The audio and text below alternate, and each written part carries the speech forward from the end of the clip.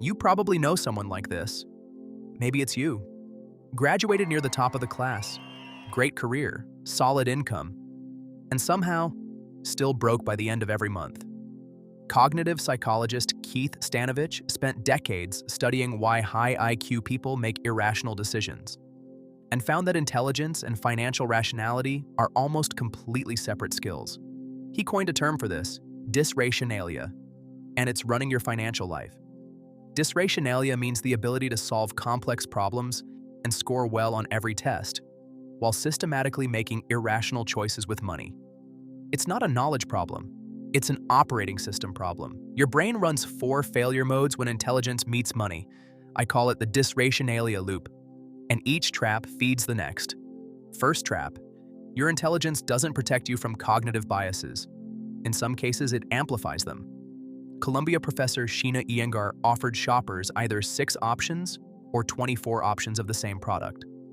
Purchase rates collapsed from 30% down to 3%, a 10-fold drop, just from adding more choices. Here's the connection to intelligence.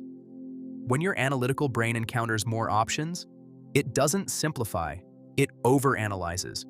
More data becomes more paralysis. A person with average analytical ability picks a retirement fund and moves on. A highly intelligent person researches 14 funds, and 6 months later still hasn't invested $1.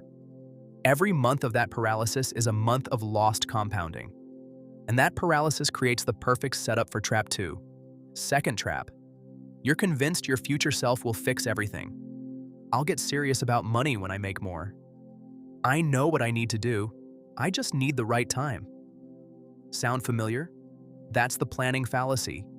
Kahneman and Tversky identified it as the tendency to overestimate your future discipline while underestimating future obstacles. Your brain creates an idealized version of next month's you, more focused, more organized, better with money. But here's what makes this worse for intelligent people. You don't just imagine future discipline, you build convincing models for why delay is rational.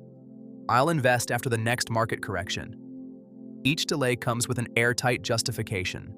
You're not procrastinating, you're strategizing. At least that's what Trap 3 tells you. Now, this next one is the one most people never see in themselves. Third trap, and this is the engine of the entire loop. Your prefrontal cortex isn't overriding your impulses. It's working for them.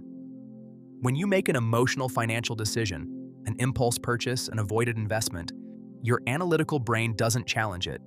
It builds a case for why it was actually the smart move. That was on sale. I needed it for productivity. Your intelligence is generating rational-sounding explanations for irrational behavior. Stanovich calls this the cognitive miser problem. Your brain defaults to the easiest reasoning path, not the most accurate one, and the easiest path is always the one that makes your existing decision feel correct. Intelligence doesn't prevent bad financial decisions. It makes them invisible. And that feeds the final trap. Last trap. You know everything about money, and it changes nothing. Psychologists call this the knowledge-action gap. Understanding is cognitive. Action is behavioral. You can explain compound interest and identify every cognitive bias by name, and still carry credit card debt.